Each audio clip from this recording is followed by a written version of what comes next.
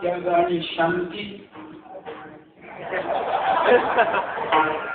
योगाची संपदा त्याग आणि शांती उभयलोकी कीर्ती सोहळा मान येरावली जायाचे उपसणे भाग्यस्थळी देणे झाडावरी केलिया फावला ठाईचा लागो तृष्णेचा तो पाहतो येरावली जायाचे उसणे भाग्यस्थळी देणे झाडावरी तुका म्हणे लाभ कर्तव्यानावे तुका म्हणे लाभ कर्तव्यानावे शिवपद जीवे भोगिलेल येरावली जायाचे उसणे भाग्यस्थळी देणे झाडावरी विठ्ठला योगाची संपदा त्याग आणि शांती उभयलोकी कीर्ती सोहळा मान येरावली जायाचे उसणे भाग्यस्थळी देणे झाडावरी जगद्गुरु संत श्रेष्ठ श्री तुकाराम महाराज यांचा हा अतिशय प्रसिद्ध अत्यंत महत्वाचा आणि कंसातले बोलतो 4थ्या वर्षाला दिलेला असा अभंग आहे.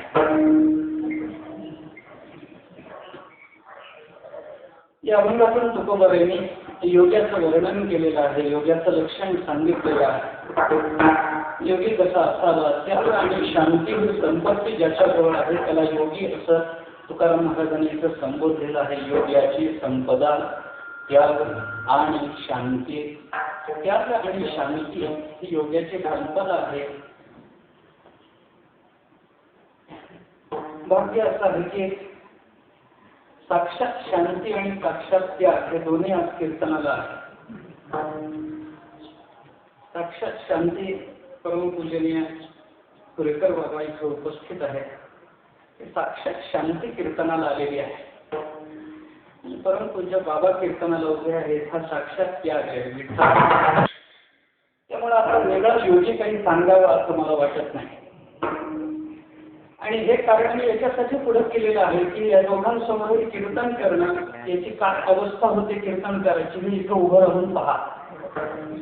मला वारंवार पहिला अध्याय गीतेचा आठवतो. वेपतुष्ट शरीरेने महर्षेष्ठ जायते गांडीवं संस्कृते हस्तात गोपचैव परिदह्यते.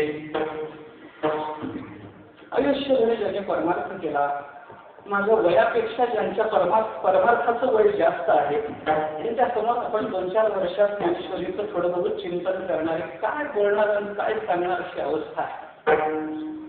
सगळं जीवन परमार्थमय झालेली महापुरुष म्हणजे हे जर समोर आले नसते आणि मला कीर्तनानंतर कळलं असतं की कुरेकर बाबा कीर्तनाला होते तरी कीर्तन झाल्यावर सुद्धा मी एवढंच घाबरलो असतो. कीर्तन सुरू व्हायचं म्हणून घाबरतो असं नाही, झाल्यावर जरी कळलं असतं तरी एवढंच भय वाटलं असतं. असा ज्यांचा अधिकार आहे त्यांच्यासमोर आपण काही बोलावं असं नाही. आणि दुर्बुद्धी अशी झाली की ते कीर्तनाला यायच्या आधीच मी अभंग घेतला. नेमका थोडासा अवघड आहे. ते आल्यानंतर जर मला अभंग घ्यायची संधी मिळाली असती तर अगदी सोपा कुठला तरी अगदी सहज त्याच्यामध्ये भक्ताचं चिंतन केलंय, भक्ताचे जाण्याचे देवी उदास आपण सहज सांगू शकतो असतो. पण योग्याचं चिंतन तुकोबारायांनी या अभंगामध्ये केलंय. त्याचं थोडंसं तरी चिंतन वेळेच्या मर्यादेमध्ये करणं आपल्याला भाग आहे. तुकोबारायांनी या अभंगामध्ये योगी कुणाला म्हणावं याचं चिंतन केलं. कारण या जगतामध्ये प्रत्येकाची व्याख्या संतांना जेवढी कळते तेवढी त्यालाही कळत नसते. संत महात्मे सगळ्यांचं चिंतन करतात, सगळ्यांना सांगतात. दुसऱ्या बाजूने विचार करायचा झाला तर जो योग मार्गामध्ये प्रवृत्त झालेला आहे त्याने आपलं आचरण कसं ठेवावं याचाही उपदेश या अभंगामध्ये तुकाराम महाराजांनी त्याच्यासाठी केलेला आहे. त्याचं चिंतन आपल्याला करता येतं. संत महात्म्यांचा हा उपदेश केवळ योग्यालाच असतो असं नाही, तर या जगतामध्ये जन्माला आलेला आणि कोणत्याही अवस्थेवर असलेल्याला संत महात्मे उपदेश करू शकतात. त्यांचा तो अधिकार. स्पष्ट बोलायचं झालं तर या जगतामध्ये 4 प्रकारचा वर्ग सांगितला जातो. एक पामर आहे, दुसरा विषयी आहे, तिसरा मुमुक्षु आहे आणि चौथा मुक्त आहे. पामराला उपदेश करावा लागतो, विषयीला उपदेश करावा लागतो, मुमुक्षुला उपदेश करावा लागतो, पण मुक्ताला मात्र उपदेशाची आवश्यकता नसते. कारण तो मुक्त जीवनमुक्त झालेला आहे म्हणजे परमात्मा स्वरूप झालेला आहे.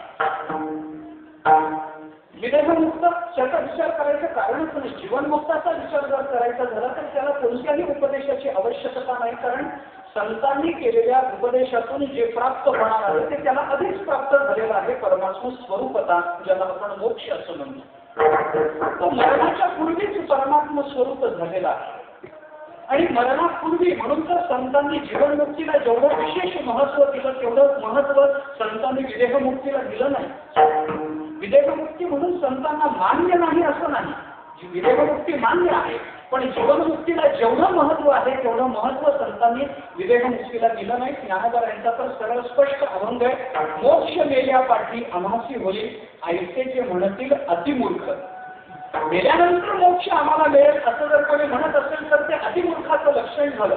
ज्ञानेश्वर महाराजांनी ज्ञानेश्वरी भगवंताच्या मुखातून असे शब्द घातले, ते मरणात ऐवीकडे मज मिळवली गेले पुढे, ते मरणी आणि तीकडे जातील केली. ज्ञानेश्वर महाराज चिंतन करतात की मरणाच्या अलीकडे जे माझ्या स्वरूपाला प्राप्त झाले ते मरणानंतर काय मला सोडून वेगळे राहतील काय?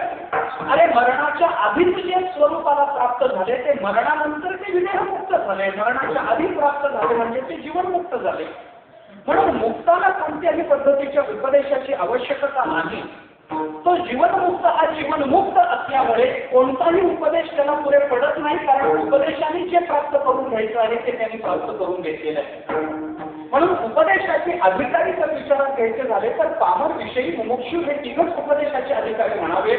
एवढं चिंतन वेदांतही केलेलं असलं तरीही संत वाङ्मयामध्ये आपल्याला याच्याही पुढचं करून चिंतन पाहायला मिळतं की संत महात्मे पामराला तर उपदेश करतीलच, संत महात्मे विषयीला तर उपदेश करतीलच, संत महात्मे मुमुक्षूलाही उपदेश करतील नवल नाही, पण संतांचा अधिकार एवढा आहे की ते जीवनमुक्तालाही उपदेश करतील. विठ्ठला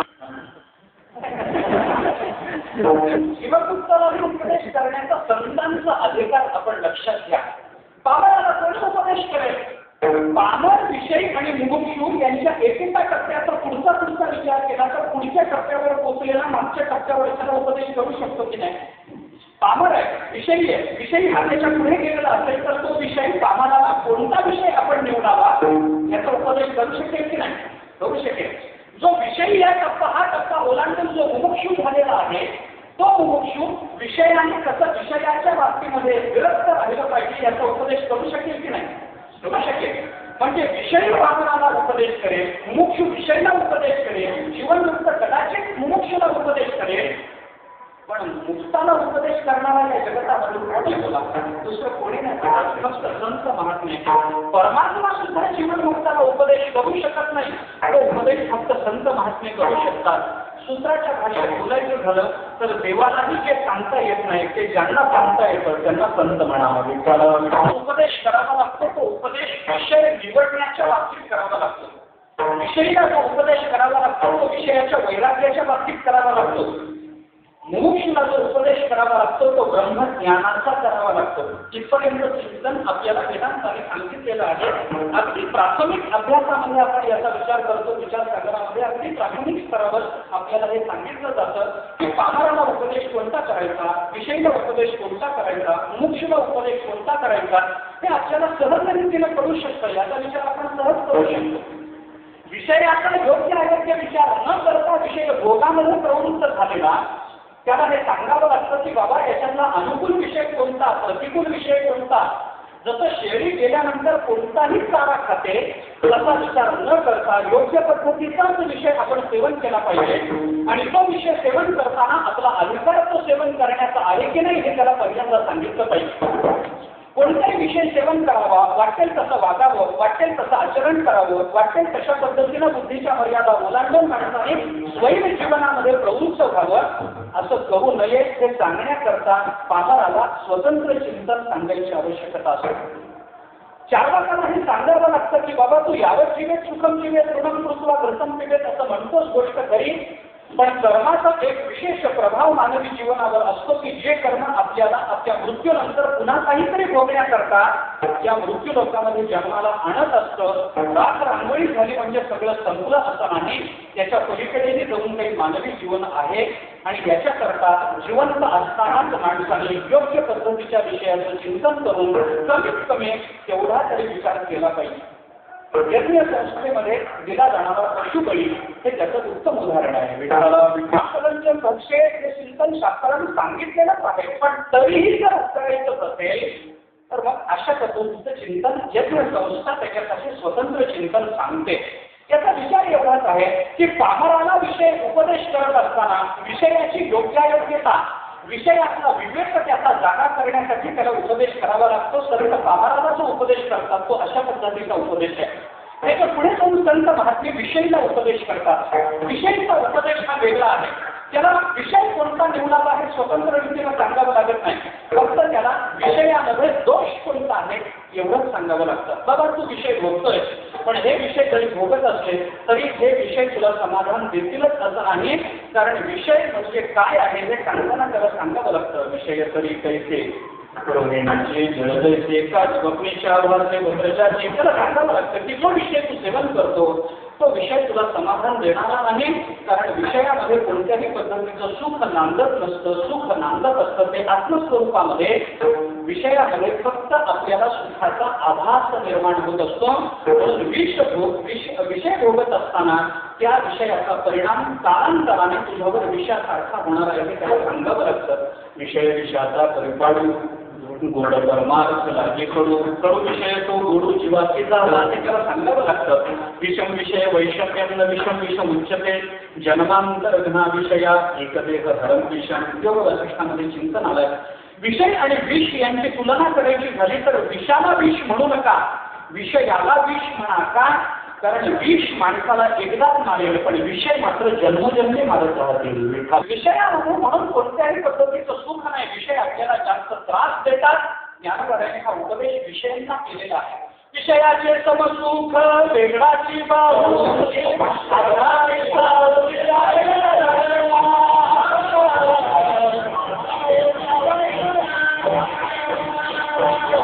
समजून दिलं, मग त्याला कळतं की अरे इथं निर्माण झालेले विषय केवळ इथलाच विषय नाही, तर पारलौकिकातला विषय सुद्धा आपल्याला दुःख देणारा आहे. तो विषय सुद्धा आपल्याला समाधान देत नाही.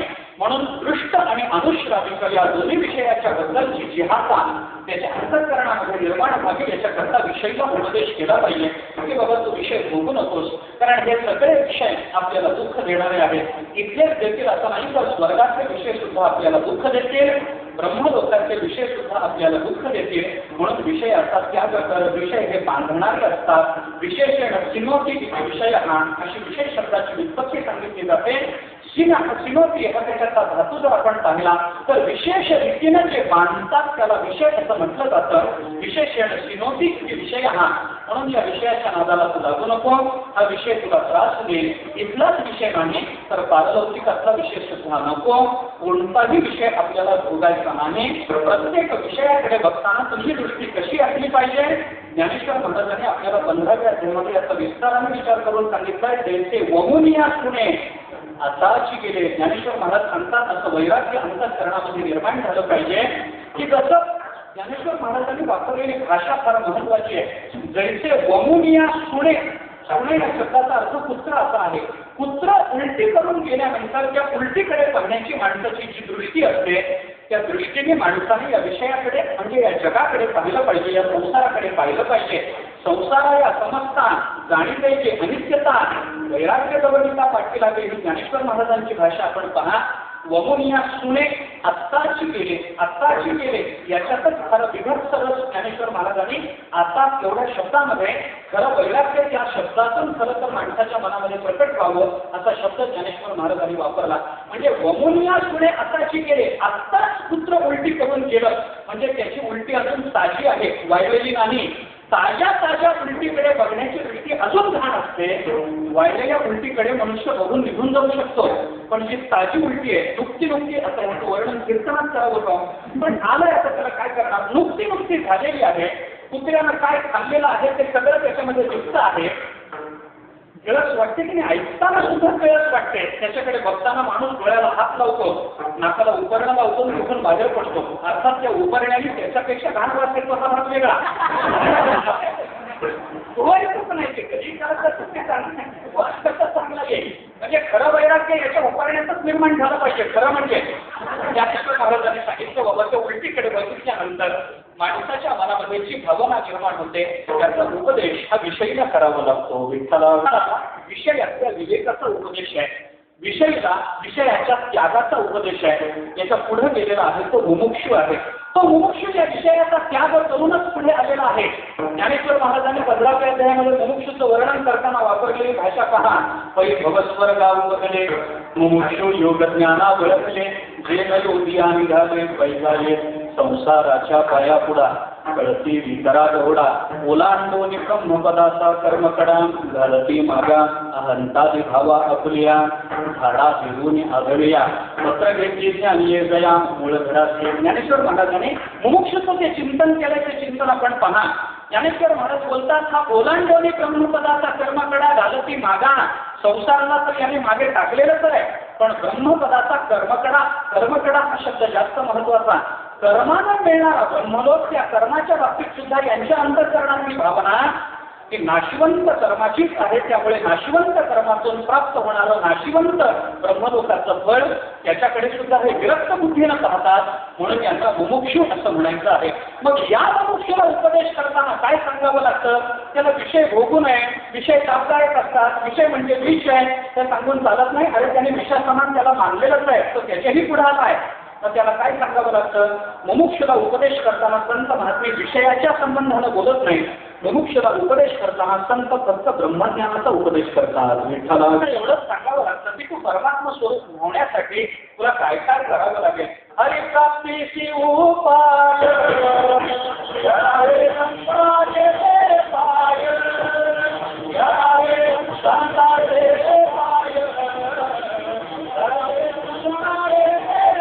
हरिप्राप्तीचे उपाय धरावे संतांचे ते पाय किंवा संतांचे ते पाय महाराज बोलतात.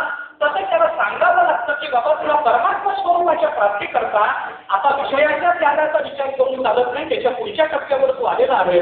तुला आता फक्त परमात्मा स्वरूपाच्या प्राप्ती करता काय काय करता येईल ते कर. श्रवण कर, मनन कर, निधिध्यासन कर, तत्वपदार्थ शोधन कर. हा उपदेश मुमुक्षूला करावा लागतो. पामराला केलेला उपदेश मी पुन्हा पुन्हा आपल्याला सांगतोय कारण मला चौथा विचार मांडायचा तो महत्वाचा आहे. पुन्हा पुन्हा मी आपल्याला सांगतो पामराला केलेला उपदेश हा विषयाच्या विवेकाचा असतो. विषयीला केलेला उपदेश हा विषयाच्या तुच्छतेचा किंवा विषयाच्या दुःखरूपतेचा असतो. मुमुक्षूला केलेला उपदेश हा ब्रह्मज्ञानाचा असतो. इथपर्यंतचा विचार वेदांतांनी संपवलेला आहे. आता याच्या पुढे राहतो तो जीवनमुक्त राहतो. जीवनमुक्ताला उपदेशाची गरज आहे का? काहीही गरज नाही. कारण का? तो ब्रह्मस्वरूप झालेला आहे आणि ब्रह्मस्वरूप झाल्यामुळे त्याच्या जीवनामध्ये त्याला जे मिळवायचं होतं ते त्याने सगळं मिळवलेलं आहे. आता त्याला काहीही मिळवायचं राहिलेलं नाही. म्हणून त्याच्या दृष्टीने विचार करताना त्याला उपदेशाची आवश्यकता नाही. इथपर्यंतचा विचार आपल्याला वेदांतांनी सांगितला. पण संतांच्या बाबतीत विचार करताना संत महात्मे जसा पामराला उपदेश करतात, संत महात्मे जसा विषयीला उपदेश करतात, संत महात्मे जसा मुमुक्षूला उपदेश करतात, तसं संत महात्मे जीवनमुक्तालाही उपदेश करत असतात. विठ्ठलालाही संतांना उपदेश करण्याचा अधिकार आहे. कोणता उपदेश जीवनमुक्ताला केला जातो, कोणता उपदेश जीवनमुक्ताला करायचा असतो तिथं ज्ञानाचा उपदेश करता येत नाही. का? कारण ज्ञानस्वरूप तो झालेलाच आहे. कर्माचा उपदेश तिथं करता येत नाही कारण कर्माला त्याने नाशिवंत मानलंय. तुका म्हणे त्यांचे कळले आम्हा वर्म, जे जे कर्मधर्म नाशिवंत हे त्याला कळलेलं आहे. म्हणून कर्माचा उपदेश त्याला करता येत नाही. त्याला ज्ञानाचा उपदेश करता येत नाही. त्याला कोणता योगाचा उपदेश करावा तर योगाने जी निर्विकल्प समाधी साधली जाते तीच त्याला जीवनमुक्तीमध्ये मिळालेली आहे. त्याला वेगळा उपदेश काय करायचा? बाबा तू असं वाग, तसं वाग, त्याला सांगता येत नाही. का?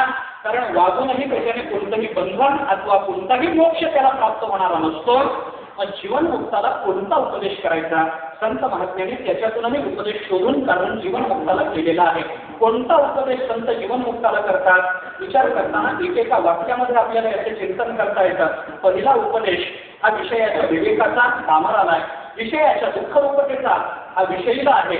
मुमुक्षूला उपदेश ब्रह्मज्ञानाचा आहे आणि जीवनमुक्ताला उपदेश ज्ञानोत्तर भक्तीचा आहे. विठ्ठलाचा उपदेश जीवनमुक्ताला करावा लागतो कारण ज्ञानापर्यंत जाऊन त्याचा प्रवास संपलेला आहे. त्याच्या पुढे भक्ती सुरू होते. बाबा तू ज्ञानापर्यंत जाऊन परमात्मा स्वरूप होऊन आपल्या जीवनाची किती कर्तव्यता झाली असं समजू नकोस. याच्या पुढची नीती कर्तव्यता खरी म्हणजे भक्तीतच आहे आणि म्हणून मोक्षानंतर तो भक्ती केली पाहिजे. हा उपदेश जीवनमुक्ताला संत महात्मे करत असतात. ज्ञानोबारांनी 15व्या अध्यायाच्या शेवटी हे चिंतन आपल्या सर्वांच्या समोर मांडलेलं आहे. ज्ञानोबाराय बोलतात की एरवी तरी माझ्या भजना उचित तोची अर्जुना गगन जैसे अलिंगना गगनाच्या का 15.5 होवावे ते 15.5 मिसळावे तैसे मी होवोनी संभवे. हा शब्द अधिक महत्वाचा आहे. मत स्वरूपाला प्राप्त झाल्यानंतर माझी भक्ती संभवे याचा अर्थ माझी भक्ती होते असा दावा भगवंतांनी केला नाही. माझी भक्ती करण्याची शक्यता असते. विठ्ठला त्याला उपदेश करताना संभवे हे पद महत्वाचं. संभवते म्हणजे ज्ञान झालेल्याला भक्ती करण्याचा अधिकार जरी प्राप्त झाला तरी त्याला करता येईल याची शाश्वती ज्ञानाद्वारे येत नाही. संभवे फक्त शक्यता आहे.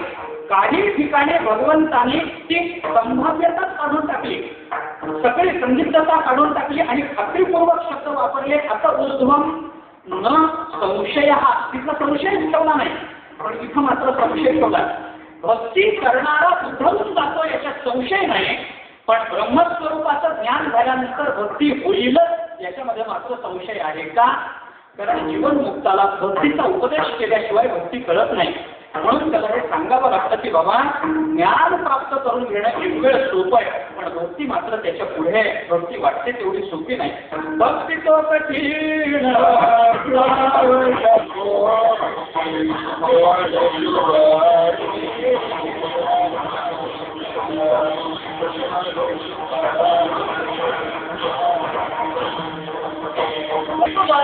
त्याच्यासाठी तुकोबारांनी सांगितलं भक्ती तो कठीण तुला वाटते तेवढी भक्ती सोपी नाही. म्हणून जीवनमुक्ताला काय किंवा अन्य कोणालाही काय ज्ञान ज्याला प्राप्त झालेलं आहे परमात्मा स्वरूप अशी त्याची अवस्था झालेली आहे त्यालाही संतांना उपदेश करण्याचा अधिकार आहे आणि तो उपदेश करणं हा जीवन त्या ज्ञानोत्तर भक्तीचा उपदेश तो असतो. म्हणून संत महात्मे मुक्तालाही उपदेश करू शकतात. कारण जीवनमुक्त आणि संत याच्यामध्ये अंतर आहे. संत जीवनमुक्ताच्या फार पुढे आहेत आणि त्यामुळे पुढच्या टप्प्यावर गेलेल्यांना जर मागच्यांना उपदेश करण्याचा अधिकार असेल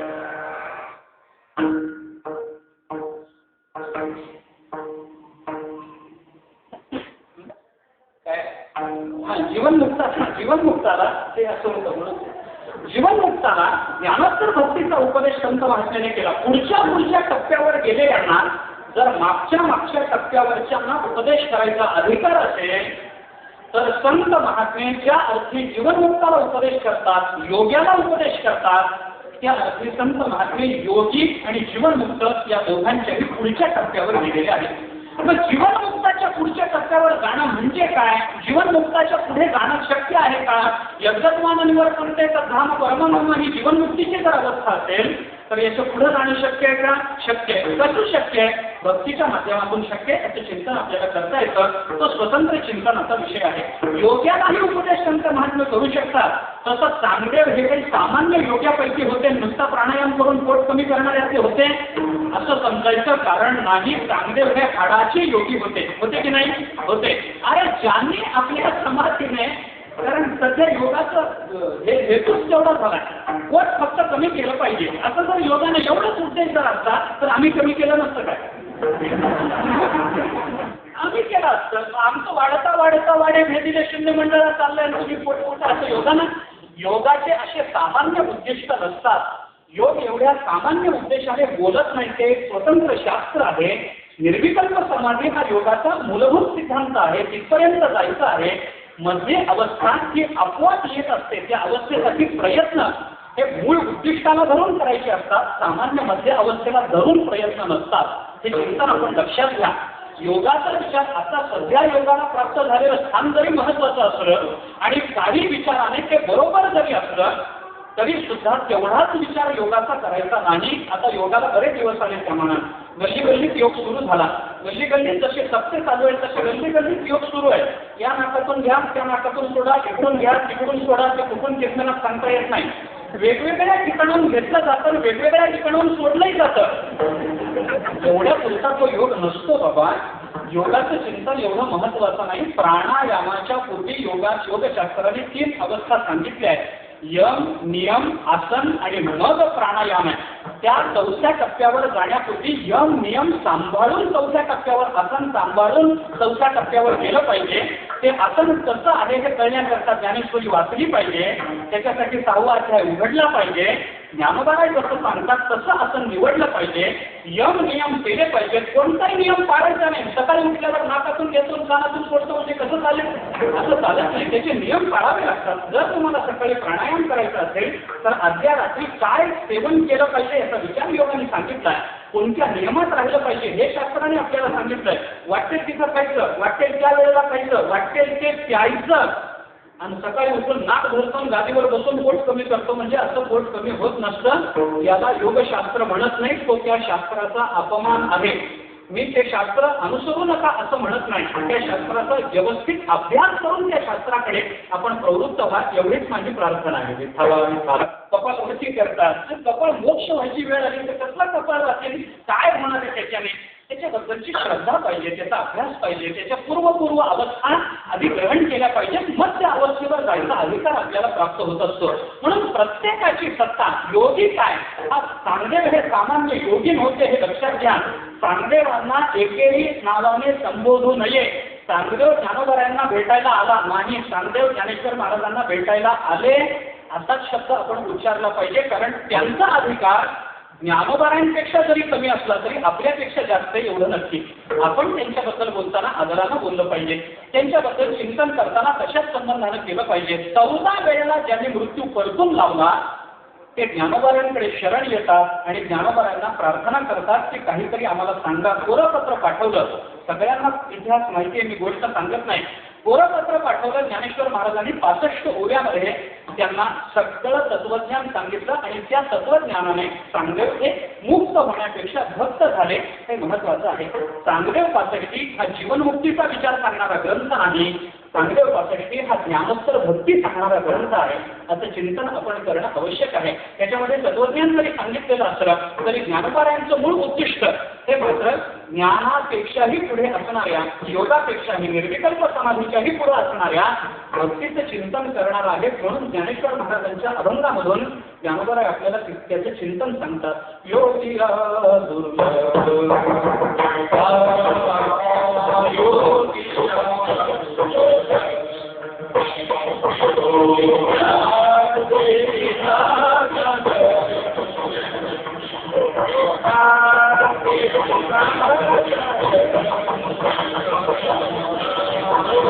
दुर्लभ होतो या व्यक्तीला साधणे हे ज्ञानेश्वर महाराज बोलतात. याच्यामध्ये योग्यांनाही जे बघता येत नाही ते मी पाहिलं असा अभिमानाचा विषय ज्ञानेश्वर महाराज बोलत नाहीत. योग्यांना जे दिसत नाही ते मी पाहतो. याच्यामध्ये योग्यांना न्यूनत्व द्यायचं हा ज्ञानोबारायांचा हेतू नाही. तर जगतामध्ये जे सर्वश्रेष्ठ योगी आहेत हे त्यांचं कौतुक आहे आणि त्या योग्यांना आपल्याला प्रधान मल्ल निवर्हण न्याय असं म्हणतात. संस्कृतामध्ये याला प्रधान मल्ल निवर्हण न्याय असं म्हणतात. योग्यांना सुद्धा जो दिसत नाही तो म्हणजे योगी ज्ञानोबारायांना मोठे वाटतात म्हणून त्यांचं सर्वश्रेष्ठ असं वर्णन ज्ञानेश्वर महाराजांनी केलेलं आहे. अशा योग्यांनाही उपदेश करण्याचा अधिकार संत महात्म्यांना असतो. ज्ञानोबाराय चांगदेव 65 ओव्यात चांगदेवांना उपदेश करतात का ते योगी आहे म्हणून. योग्याची अवस्था मोठी आहे म्हणून त्यांना 65 ओव्यात कळतं आणि आपल्याला 9000 सांगितल्या तरी अजून कुठेही पत्ता लागत नाही. काय चाललंय माहीत नसतं. कोणता अध्याय चालू आहे माहिती नाही. नक्की काय विषय चालू आहे माहिती नाही. ज्ञानेश्वर महाराज विषयाच्या संबंधानं कुठलं बोलतात याचा पत्ता लागत नाही. 9000 सांगितल्या तरी आपले डोळे उघडत नाही. चांगदेवांचे मात्र 65 ओव्यात उघडले. याचाच अर्थ त्यांचा अधिकार मोठा आहे ते आपल्याला मान्य करावं लागतं. अशा योग्यांना, अशा जीवनमुक्ताला संत महात्मे उपदेश करतात आणि कोणताही उपदेश जो संतांनी केलेला असतो तो उपदेश हा त्यांनी कसं वागावं, कसं आचरण करावं याच्यापेक्षाही त्याच्या जीवनाचं अंतिम गंतव्य कोणतं आहे या संबंधामध्ये तो उपदेश असतो. उपदेशामध्ये, संतांच्या उपदेशामध्ये काय मिळवायचं आहे हे जिथं सांगितलं जातं तिथं त्याचं अंतिम गंतव्य, शेवटचा मुद्दाम तो सांगितला जातो. तुकोबारायांनी सुद्धा योग्यांना या अभंगामध्ये उपदेश केला आणि तो उपदेश करत असताना योगी कसा असलं पाहिजे, जीवनमुक्ताने काय केलं पाहिजे हे जसं सांगितलं जातं तसं योग्याने कसं असलं पाहिजे हे तुकोबाराय बोलतात. का? कारण त्याही काळामध्ये कदाचित योगाच्या बाबतीतलं असं चिंतन थोडंसं ऐहिक आणि पारत्रिक अशा पद्धतीचं चिंतन सुरू झालं असावं. आणि म्हणून काही वेळेला त्या दंभावर रागावून तुकोबारायांनी त्या योगाच्या ठिकाणी असणाऱ्या स्थितीची, योगाच्या ठिकाणी असणाऱ्या परिस्थितीची, योगाच्या अंगावर असणाऱ्या कपड्यांची सुद्धा हजेरी घेतलेली आहे. भगवे तरी श्वान सहज वेश त्याचा, हे बोलणं कोणाबद्दल आहे? भगवे तरी श्वान सहज वेश. अरे काय तुम्ही भगव्या कपड्याचं वर्णन करता? हे वर्णन असं करू नका. भगव्या रंगाने जर मनुष्य परमात्मा स्वरूपाला प्राप्त झाला असता तर कुत्र्याचा रंग सुद्धा भगवा आहे. तो कुत्रा परमात्मा स्वरूपाला प्राप्त होत नाही. नुसता रंगावर भुलून जाऊ नका. हे भगव्या रंगाचं वर्णन तुकोबारायांना करावं लागलं का? कारण त्याही काळामध्ये भगव्या रंगाच्या आश्रयानं दंभ करणारी व्यक्ती कदाचित तुकोबारायांना दिसली असेल. कदाचित त्याही वेळेला तुकोबारायांनी या भगव्या रंगाच्या आत लपलेल्या संसाराला पाहिलं असेल आणि म्हणून तुकोबारायांना तसं बोलावं वाटलं असेल. कारण भगवा रंग हा सामान्य रंग नाही. भगवा रंग हा म्हणजे काळा पांढरा रंग असतो तसा भगवा रंग नाही. त्याच्यामध्ये पावित्र्य आहे, त्याच्यामध्ये विशेष सत्ता आहे. त्यामुळे भगव्या रंगाचा स्वीकार करताना विचाराने करावा लागतो. भगव्या रंगाचा स्वीकार करणं म्हणजे सर्वसंग परित्याग आहे.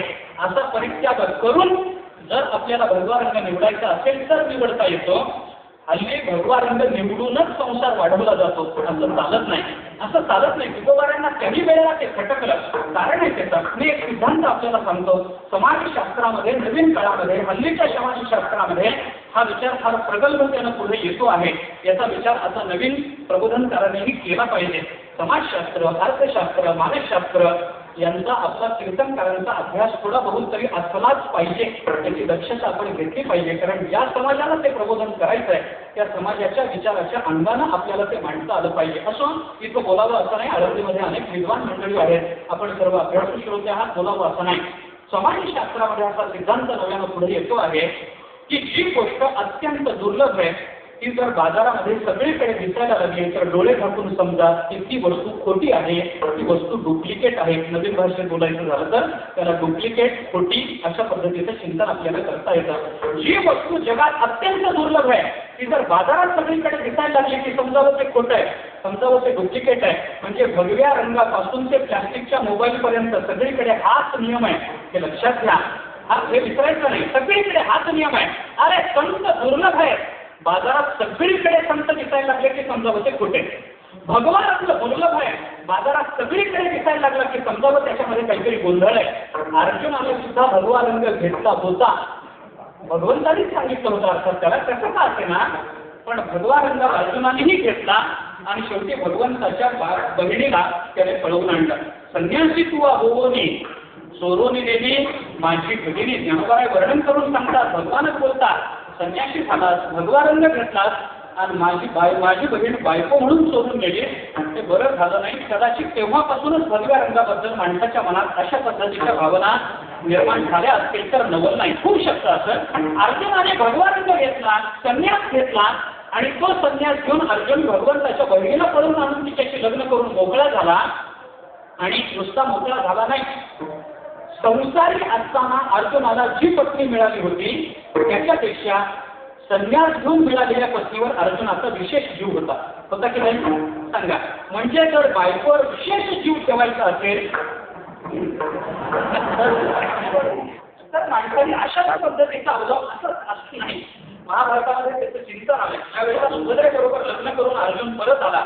राजवाड्याच्या दरवाजाशी द्रौपदी अर्जुनाला पंचारती घेऊन ओवाळायला समोर आहे. त्यावेळेच्या बायकाही विचारली होत्या बघा तुम्ही. तो लग्न करून आलाय तरी त्याला ओवाळायला पहिली पत्नी गेली. कुठे एवढा मोकळ्या स्वभावाचा माणूस आजकाल भेटतो मला भेटत नाही. त्यावेळेला द्रौपदी भेटली. द्रौपदी पंचारती घेऊन अर्जुनाला आणि सुभद्रेला ओवाळायला गेली. अर्जुनाला तिने कुंकू लावलं. अर्जुनाच्या डोक्यावर अक्षत टाकले. अर्जुनाला ओवाळता द्रौपदी एक वाक्य बोलून गेली. ते फार महत्वाचं आहे. अर्जुन खालीच बघायला लागला तेव्हापासून बायकोच्या शब्दाने नवरे खाली बघायला लागले. हा नियम सुरू झाला.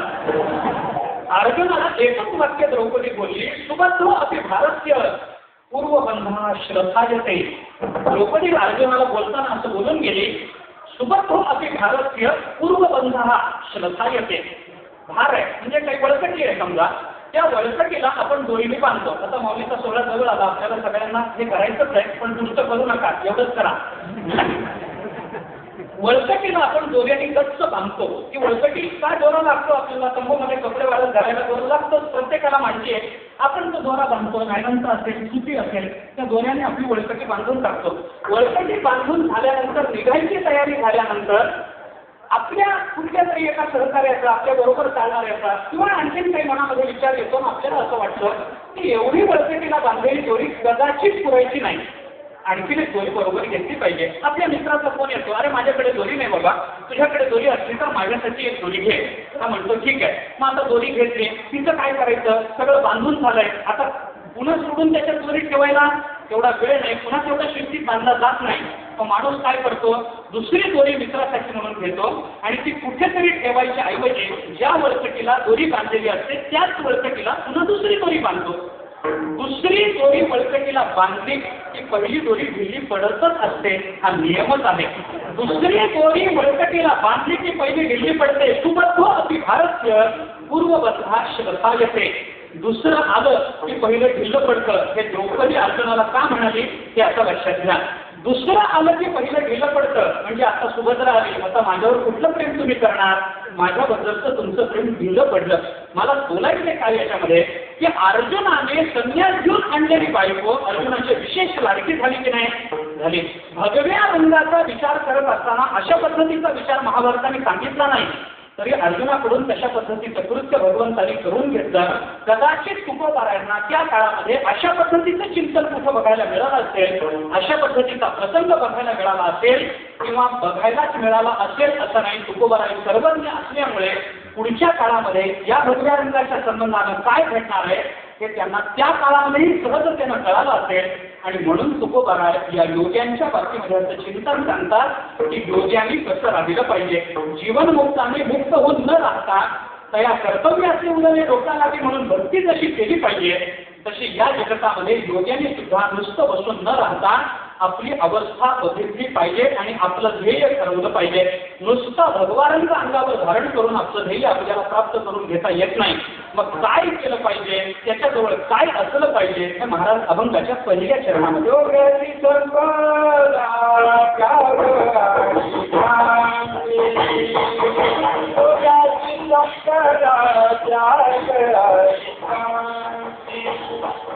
योग्याची संपदा, त्याग आणि शांती.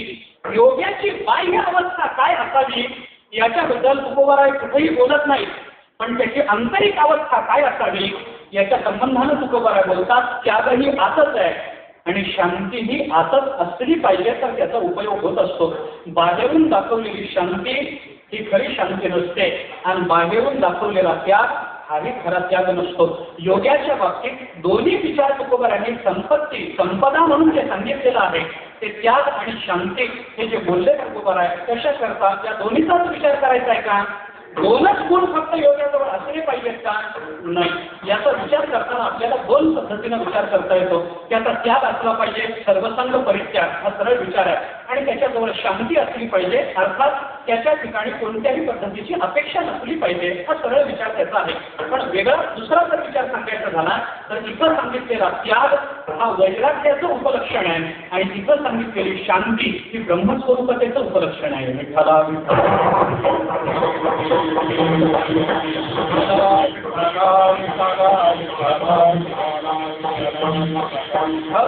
थोडंसं चिंतन आपल्याला या संबंधामध्ये करावं लागेल. योग्याचा विचार करताना तुकोबाराय आतलं बोलतात.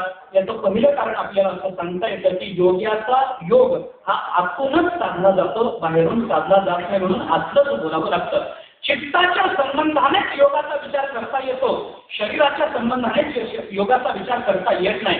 शरीरावर होणारा योगाचा परिणाम हा अवांतर परिणाम आहे आणि चित्तावर होणारा योगाचा परिणाम हा मुख्य परिणाम आहे. अवांतर आणि मुख्य अशा दोन परिणामाचं चिंतन आपल्याला शास्त्राने सांगितलेलं आहे. विस्ताराला सांगायचं कारण नाही, आपल्याला सगळ्यांना माहिती आहे. कोणत्याही कृतीच्या संबंधाने अवांतर फल मुख्य फल सांगितलं जातं की नाही? अवांतर परिणाम मुख्य परिणाम सांगितला जातो की नाही? सांगितला जातो. अवांतर परिणाम हा इतर साधनापासूनही साधला जाऊ शकतो, पण मुख्य परिणाम मात्र इतर साधनापासून साधला जाऊ शकत नाही. उदाहरण सांगायचं झालं तर एखादा मनुष्य आहे, उन्हाळ्याचे दिवस आहेत, झाडाला आंबा लागलेला आहे, पाड पिकलेला आहे, तो प्रवासाला निघालेला आहे. जाता जाता भूक लागली, तहान लागली, ऊन डोक्यावर आलेलं, सूर्य डोक्यावर आलाय, थकलेला आहे, कुठंतरी बसायचं म्हणून झाडाचा आश्रय बघायला लागला. शेजारी आमराई दिसले, आमराई गेला, झाडाखाली बसला, आंब्याची सावली घेतली. सावलीमध्ये जरा निवांत त्याला बरं वाटलं, वाऱ्याची झुळूक आली, शांत वाटलं, बरं वाटलं. तेवढ्यात त्या आमराईचा मालक तिथं आला. मालकाने सांगितलं, का तुम्ही पाणथस्त आहात, उन्हाळ्याचे दिवस आहेत, सूर्य डोक्यावर आलाय, तुमच्याजवळ काही दिसत नाही, तुम्हाला भूक लागली असेल, तहान लागली असेल, मी तुम्हाला सांगतो आंब्याला चांगल्यापैकी पाड लागला, चांगल्या जातीचे आंबे आहेत, तुम्ही नाही म्हणू नका, जेवढे आंबे तुम्हाला खाता येणार हा माझं काही म्हणणं नाही. 4-10 आंबे इकडे तिकडे गेले म्हणून माझं नुकसान होत नाही. तुम्ही पाणथस्त आहात, अतिथी देवो भव हा आपला नियम आहे. काय जेवढे आंबे पाहिजे तेवढे खा. त्यांनी सांगितल्यानंतर हा म्हणायला लागला, नाही हो, मला भूक लागली, मला तहान लागली, मला आंबा आवडतो, पण मी इथं आलो तो आंब्यासाठी आलो नाही, तो सावलीसाठी आलो. तो मूर्ख आहे असं समजावं का बाबा? कारण आंब्याचं मुख्य फळ आंबा आहे. सावली भगवे तरी श्वान सहज देश त्याचा उपकाराने केलेलं चिंतन आपल्याला जागेवर बघायला मिळतं. भगवे तरी श्वान सहज देश त्याचा. असं आता काय त्याचं प्रारब्ध तसं आहे, आपलं प्रारब्ध असं आहे. असं द्या, जर त्याला जायचं असेल तर जाऊ द्या, जागेवर उठू नका. बसत असेल तर कीर्तन ऐकू द्या. हा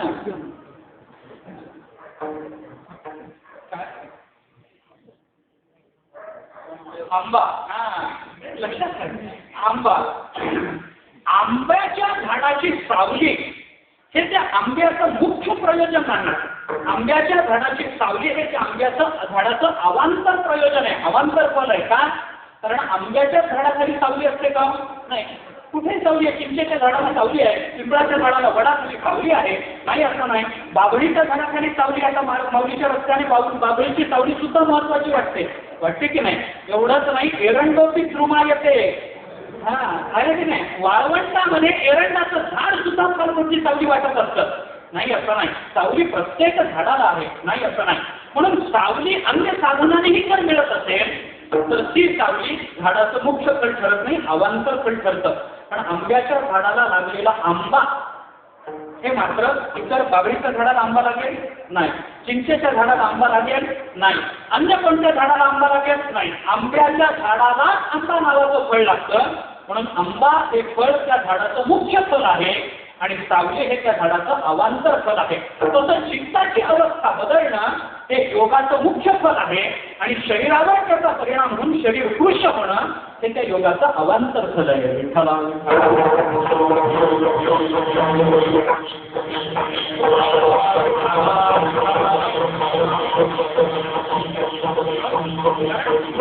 शरीराची कृशता ही अन्य साधनाने आपल्याला प्राप्त उपाशी लागलो.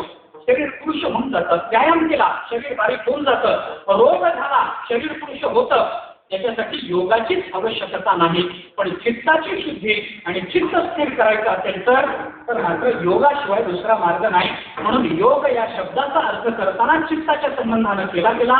पातंजल योगसूत्राच्या दुसऱ्या सूत्रामध्ये भगवान पातंजली असं बोलतात, योग चित्तवृत्ती निरोधा. योग म्हणजे काय? अथ योगानुशासनम योग चित्तवृत्ती निरोधा. योग म्हणजे चित्तवृत्तीचा केलेला निरोध. हा निरोध कसा करायचा? अभ्यासाने आणि वैराग्याने तो निरोध प्राप्त होत असतो. भगवंतांनी हीच भाषा सांगितली, असंशयम महाबाहो मनोदोषी ग्रहणचरण अभ्यासेन तो कौंतेय वैराग्येन गृह्यते. भगवंतांनी हीच भाषा सांगितली. योगानेच चित्ताची शांतता होऊ शकते, योगानेच चित्त स्थिर होऊ शकतं. म्हणून योगाचं मुख्य प्रयोजन हे तुकोबा या अभंगामध्ये सांगतात, योगाची संपदा त्याग आणि शांती. योगाची ही पहिली अवस्था, योगाची ही पहिली व्याख्या आपल्याला शास्त्रकारांनी सांगितलेली आहे. योगशास्त्रकारांनी सांगितले, योग चित्तवृत्ती निरोधा. चित्तवृत्तीचा निरोध करणं हा योग आहे. का? कारण चित्तवृत्ती बहिर्मुख आहे. बहिर्मुख असणाऱ्या चित्तवृत्तीला आत वळवून तिला एके ठिकाणी आणून बांधणं. गमत कशी पहा, चित्तवृत्ती बाहेर गेलेली एका ठिकाणी बांधावी एवढंच योगशास्त्र म्हणतं. पण भक्तिशास्त्र म्हणतं योगाच्या व्याख्येत आणि भक्तीच्या व्याख्येत फरक कुठे लक्षात घ्या. चित्तवृत्तीचा केलेला निरोध म्हणजे योग, ही योगाची व्याख्या. म्हणजे बहिर्मुख असणाऱ्या चित्तवृत्तींना अंतर्मुख करून एका ठिकाणी आणणं एवढंच योग बोलतो, बाकी काही बोलत नाही. पण भक्ती असं सांगते, भक्तिशास्त्र असं सांगतं, बाहेर जाणाऱ्या चित्तवृत्तीला आत वळवून एका ठिकाणी आणणं याचा अर्थ एक असणाऱ्या परमात्म्याच्या चरणी आणणं ही भक्ती आहे. योगचित्त वृत्ती निरोधांती योगाची व्याख्या आणि दुसरी भक्तीची व्याख्या करायला करताना द्रुतस्य भगवत धर्मात धारावाहिकतां जसा सर्वेशे मनसो जाता भक्तिरित्य विधी येते. मधुसूदन सरस्वतीने केलेली भक्तीची व्याख्या आपण पहा. चित्तवृत्ती एका ठिकाणी आणणं हे महत्वाचं नाही, चित्तवृत्ती परमात्म्याच्या चरणाजवळ आणणं हे महत्वाचं आहे. एका ठिकाणी येते चित्तवृत्ती विषयाच्या जवळ येऊ शकते.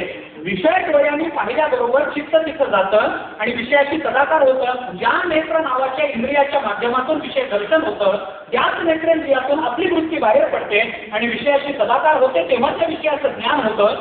हा वेदांताचा नियम जर आपण पाहिला तर एका ठिकाणी आणणं हा योग आहे, परमात्म्याच्या चरणाजवळ आणणं ही भक्ती आहे. योग आणि भक्तीचं हे चिंतन आहे. आपल्याला योगाचा विचार करायचा आहे. योगाची ही पहिली व्याख्या झाली की चित्ताच्या संबंधाने आहे. ठीक आहे, योगाचं दुसरं चिंतन आपण करा. योग कशाला म्हणावं? ज्ञानेश्वर महाराजांनी योगाची व्याख्या करताना वापरलेली भाषा पहा. अर्जुना, समत्व चित्ताचे तेची सार जाण योगाचे जेथं मन आणि बुद्धीचे ऐक्य अधिक. बरोबर, मी हे सगळं आपल्याला तुलनात्मक सांगतोय. मला विचार सांगायचा आहे तो शेवटचा, तो योग या शब्दाचा महत्वाचा विचार शेवटी सांगायचा आहे, म्हणून मी ही तुलना आपल्यासमोर करतो आहे. गमत कशी पहा. समत्व चित्ताचे तेची सार जाण योगाचे जेथं मन आणि बुद्धीचे ऐक्य असते. बरोबर, ज्ञानेश्वर महाराजांनी केलेली व्याख्या योगाची अशी आहे, मन आणि बुद्धीचं ऐक्य होणं याला आपण योग असं म्हणतो. हीच व्याख्या भक्तीच्या संबंधामध्ये काय केली गेली हे पहा. मन आणि बुद्धीचं ऐक्य यालाच भक्ती असं म्हणतात. संतुष्ट सततम योगी यथात्मा दृढनिश्चय हा मय्यर्पित मनोबुद्धी योगद्वस्तमे प्रिय. विठ्ठला वळवून आज एका ठिकाणी आणणं योग, चित्तवृत्ती वळवून एका ठिकाणी म्हणजे परमात्म्याच्या चरणाजवळ आणणं भक्ती. मन आणि बुद्धीचं ऐक्य होणं याला योग असं म्हणतात. मन आणि बुद्धी देवाच्या चरणी समर्पित करणं याला भक्ती असं म्हणतात. दुसरी व्याख्या योगाची झाली. तिसऱ्या व्याख्येकडे चला. योग योग म्हणजे काय आहे? योग या शब्दाचा सरळ सरळ अर्थ आपल्याला असा करता येतो. युज नावाचा त्याच्यामध्ये धातू आहे आणि युज धातूपासून योग शब्द सिद्ध होतो. युज धातू काय अर्थाने? जोडणे या अर्थाने युज धातू वापरला जातो. दोन गोष्टी एकत्र येणे, दोन वस्तू एका ठिकाणी जोडल्या जाणे याला युज हा धातू तिथे सिद्ध होतो, त्याला योग असं म्हटलं जातं. अगदी व्यवहारातलं बोलायचं झालं तर दोन व्यक्ती एकत्रित आल्या. चिंतन करून पहा. एखादा कधीही न भेटणारा मित्र अचानक रस्त्यात भेटला, जोडला गेला. माणूस म्हणतो काय योग आहे हो, आज तुमची भेट झाली. योग असाच शब्द वापरला जातो. एकत्र येणे, जोडलं जाणे याला युज हा धातू तो जोडणे या अर्थाने, योग शब्द त्याच अर्थाने सिद्ध होतो. दोन गोष्टी एकत्र जोडल्या जाणे याला योग असं म्हटलं जातं. ती योगाची आणखीन एक व्याख्या, याच्याबद्दल आता बोलत नाही, पुढे बोलतो. पुढे चला. योगाची आणखीन एक व्याख्या आपल्याला ज्ञानेश्वर महाराजांनी ज्ञानेश्वरीमध्ये सांगितली. त्याचं चिंतन भगवंताने आपल्याला 6व्या अध्यायामध्ये केलेलं पाहायला सापडतं. योगी योगी म्हणजे कोण आहे? ज्ञान विज्ञान सुप्तात्मा कूटस्थो विजितेंद्रिय युक्त इत्युच्यते योगी समदोषाश्म कांचन. भगवंतांनी 6व्या अध्यायामध्ये केलेली व्याख्या काय? ज्ञान विज्ञान सुप्तात्मा, सगळं सांगत नाही. कूटस्थो विजितेंद्रिय विशेष रीतीनं जितेंद्रिय जो आहे तो युक्त इत्युच्यते योगी, याला योगी असं म्हटलं जातं. ती योगाची केलेली व्याख्या इथली पहा. दुसरी व्याख्या भगवंतांनीच केलेली आणि ज्ञानेश्वर महाराजांनी त्याच्यावर टाकलेला प्रकाश पहा.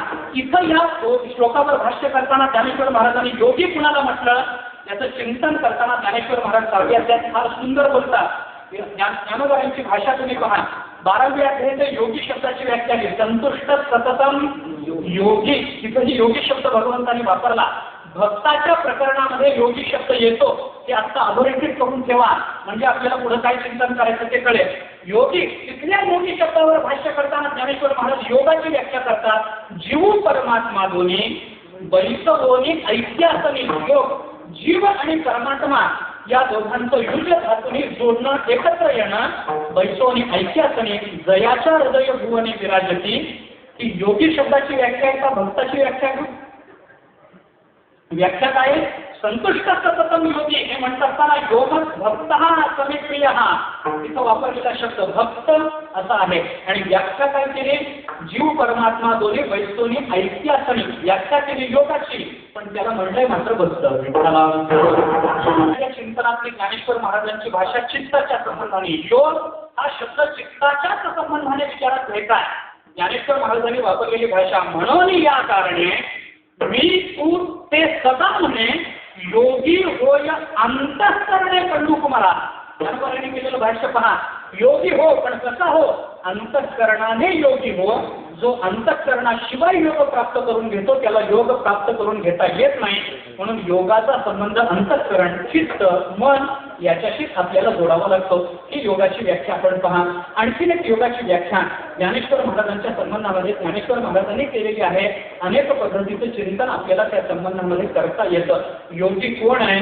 कोणीही नाही. योगाच्या बाबतीत विचार करताना योगी कोण? ज्याचं अंतःकरण पूर्ण शुद्ध झालंय त्याला योगी असं म्हणायचं. महाराजांचं वर्णन करताना मुक्ताबाईंनी वापरलेली भाषा करू, योगी पावन योगी पावन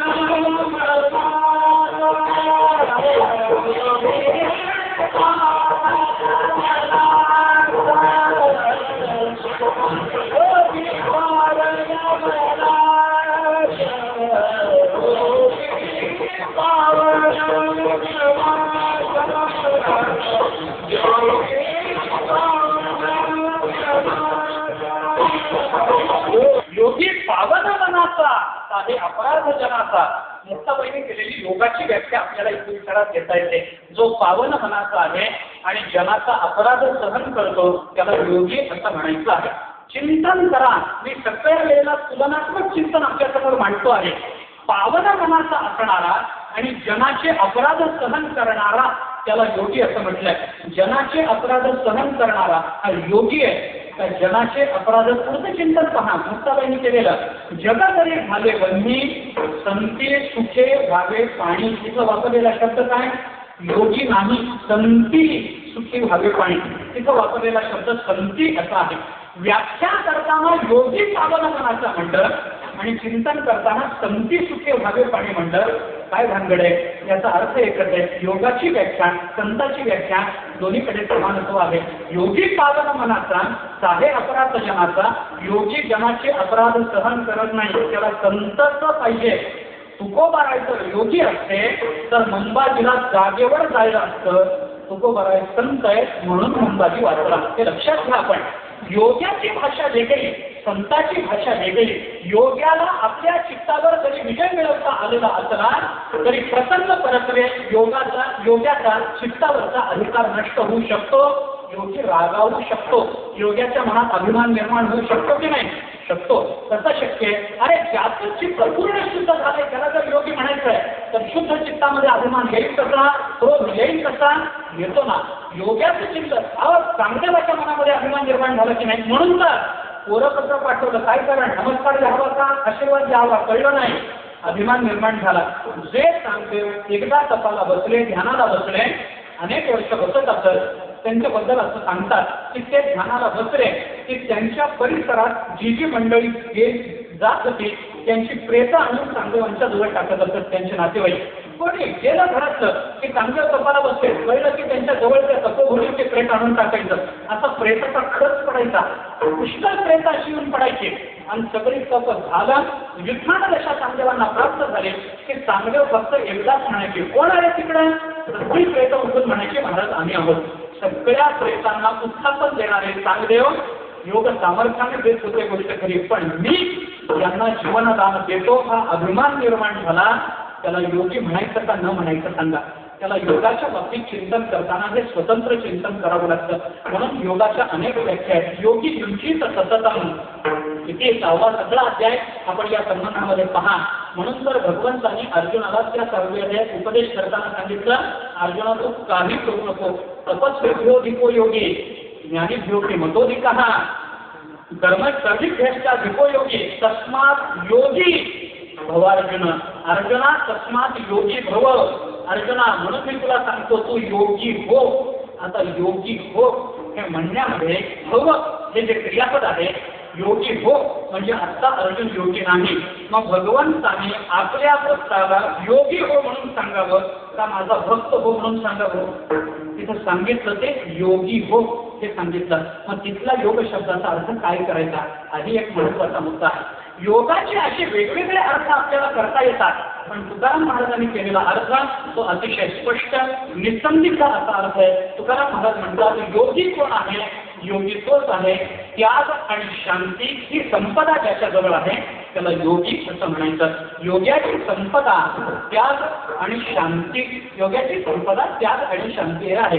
आता त्याग हा शब्द कुठे लावायचा, शांती हा शब्द कुठे लावायचा याचा थोडक्यामध्ये विचार सांगून मी पुढं विषय संपवतो. माझा मूळ मुद्दा जो काय आहे तो शेवटी सांगून थांबतो. मुद्दा असा आहे त्याग हा शब्द कशाच्या अर्थाने वापरायचा? आपल्या जवळ असणाऱ्या प्रत्येक पदार्थाचा आपल्याला त्याग करता येतो. प्रत्येक पदार्थाचा म्हणतो मी, वस्तूचा म्हणत नाही. पदार्थ वेगळा वस्तू वेगळी. पदार्थाचा त्याग करता येतो, कपड्यांचा त्याग करता येतो. कपडे त्याग करावाच लागतो. संन्यास घेताना तर नियमच आहे, सगळे कपडे अंगावरचे काढून टाकावे लागतात. एवढंच नाही, अंगावरची रंगोटी सुद्धा सोडून द्यावी लागते. आणि त्या तीर्थामध्ये एक एक मंत्र प्रत्येक पावलाला आहे आणि तशी 7 पावलं मागे वळून न बघता चालावी लागतात. त्याच्यानंतर प्रेशरच्या वजन मग संन्यास मिळतो. असा संन्यास विधी आहे. अंगावरच्या वस्त्राचा त्याग करता येतो. जवळच्या संपत्तीचा त्याग करता येतो. आपल्या जवळ असणाऱ्या घरादाराचा त्याग करता येतो. आपल्या जवळ असणाऱ्या आपल्या शरीराचा त्याग करता येतो. आपल्या जवळ असणाऱ्या कारण शरीराचा त्याग करता येतो. आपल्या जवळ असणाऱ्या सूक्ष्म शरीराचा त्याग करता येतो. आपल्या जवळ असणाऱ्या आत्मस्वरूपाचा त्याग कधीही करता येत नाही. म्हणून जिचा त्याग करता येत नाही त्याला वस्तू असं म्हणायचं. वस्तूचा त्याग करता येत नाही, पदार्थाचा त्याग करता येतो. वस्तू म्हणजे ब्रह्म. त्या वेदांत सारामध्ये आलेले चिंतन आहे. सुरुवातीलाच सदानंदाने वेदांत सारामध्ये वस्तू सच्चिदानंदा स्वयं ब्रह्म अज्ञानादि सकल जड समूह अवस्तू असे चिंतन मांडलंय. वस्तू आणि अवस्तू काय आहे त्याचा विचार तिथं सोडून द्या. आपल्याला असा विचार करायचं कारण नाही. आपल्या जवळच्या सगळ्या पदार्थाचा त्याग आपल्याला करता येतो, मान्य आहे. मग त्याग योग्याची संपदा त्याग हा त्याग कशाचा त्याग म्हणायचा? कशाचा त्याग म्हणायचा? 2 पद्धतीने याचा विचार आपल्याला करता येतो. सर्वसर्व परित्याग हा त्याग या अर्थाने शब्द वापरता येतो. सगळ्या संघाचा त्याग झाला. सगळ्या संघाचा म्हणजे घराचा त्याग, दाराचा त्याग, बायका मुलांचा त्याग, संबंधाचा त्याग. तुकोबारायांनी सुद्धा तो त्याग केलेला आहे. म्हणून तर भंडारा डोंगरावर जाऊन तुकोबाराय बसत असतात. सगळ्याचा त्याग करून तुकोबाराय गेले. एवढंच नाही तर तुकोबारायांनी देवाला हेही सांगितलं की भावया भिकारी हेची आम्हा कारण अंतरावे जन भावे दुरी. तुकाराम महाराजांची भाषा काय? आम्ही भिकारी झालो. ठाकरोसे द्वारी उभा ज्याच्या भिकारी, आम्ही भिकारी झालो. कशा करता भिकारी झालात बाबा तुम्ही? तुकाराम महाराज म्हणतात आपण भिकारी झालो की आपल्याजवळ कोणी येत नाही आणि कोणी जवळ न आल्यामुळे चांगली भक्ती करता येते म्हणून आम्ही भिकारी झालो. अंतरावे जन भावे दुरी, जन दुरी व्हावे, अंतरावे आणि एकांत मिळावा याच्याकरता आम्ही भिकारी झालो. परमार्थामध्ये अशा पद्धतीच्या अवस्था प्राप्त करून घ्याव्या लागतात. भक्ती जर एकमय व्हावी अशी वाटत असेल तर आपल्याला अनन्य व्हावी अशी वाटत असेल तर अशा पद्धतीच्या काही चांगलं काम करायचं असेल तर अशा पद्धतीच्या भावना आपल्याला प्राप्त करून घ्याव्या लागतात. त्या अब्राहम लिंकन बद्दल असं सांगतात. अब्राहम लिंकन खूप मोठा अमेरिकेचा राष्ट्राध्यक्ष झाला. त्याच्या नावावर पुष्कळचं लेखन सुद्धा आहे. त्याच्याबद्दल असं सांगतात म्हणे की काय तो जेव्हा राष्ट्राध्यक्ष झाला नव्हता, सामान्य मनुष्य होता, त्यावेळेला त्याच्याकडे पुष्कळ मित्र यायचे. त्याला काम करायचं असायचं पण मित्र जवळ बसल्यामुळे ते काम करू द्यायचे नाही, गप्पा मारायचे, त्याचं काम अर्धवट राहायला लागलं. एके दिवशी त्याला अशी परिस्थिती प्राप्त झाली की जवळ कोणी येईना, जवळ कोणी विचारायला येईना, कोणी काही मागायला येईना, कोणी मित्र जवळ येईना. एका मित्राच्या हे लक्षात आलं आणि त्यांनी सांगितलं अरे असं एकांत तू कसा मिळवलास? अब्राहम लिंकननी सांगितलं काही नाही म्हणे, लिखाणच होत नव्हतं, साधना होत नव्हती, एकांत मिळायला पाहिजे होता. मग मित्रांचं काय केलं? त्यांना सांगितलं का येत जाऊ नका म्हणून. असं कसं सांगता येईल बाबा? आपल्याबद्दल त्यांच्या मनातल्या भावना वाईट होतात. मग काय करावं? त्यांनी सांगितलं मी एक युक्ती केली. जवळ आलेल्या लोकांना हळूहळू मी पैसे मागायला सुरुवात केली. जरा 10 रुपये द्या, जरा 15 रुपये द्या, 100 रुपये द्या, 50 रुपये द्या. असं करायला लागले की अरे हा पैसे मागतो असं म्हणून जवळ यायचे काही लोक बंद झाले. मग काही लोक मग त्यांनी विचारलं काही लोक बंद झाले ठीक आहे पण काही सधन आहेत. काही लोक म्हणेल तेव्हा 10 रुपये 15 रुपये तुझ्या प्रेमाने देतात. ते घ्यायला लागले. त्यांचं काय केलं? तो म्हणाला त्यांच्याबद्दल काही केलं नाही. ते आले आणि त्यांना पैसे मीच द्यायला लागलो. कधी 10 दे, कधी 100 दे, कधी 50 दे, कधी 200 रुपये दे. मग ज्यांच्याकडे मी पैसे मागायचो ते म्हणायचे गेले की पैसे मागतो, नको बाबा याच्याकडे जाणं नको, ते बंद झाले. आणि ज्यांना मी पैसे देत होतो त्यांना भीती वाटायला लागली, आपण गेलो की हा आपले पैसे मागेल म्हणून जाणं नको, बुडवलेले बरे असं म्हणून ते यायचे बंद झाले. आपल्याला एकांत मिळवायचा असेल तर अशा पद्धतीचा काही प्रयत्न केला पाहिजे. याच्यासाठी जवळ आलेल्यांना पैसे द्यायला सुरुवात करा. नाही जमलं तर पैसे मागायला तरी सुरुवात करा. म्हणजे एकांत मिळेल. त्याच्याशिवाय साधना व्हायची नाही, त्याच्याशिवाय गाथा मुखोद्गत व्हायचा नाही, त्याच्याशिवाय ज्ञानेश्वरी मुखोद्गत व्हायची नाही. आणि ज्ञानेश्वरी गाथा मुखोद्गत झाल्याशिवाय त्या ग्रंथाची कृपा होत नाही. आणि ती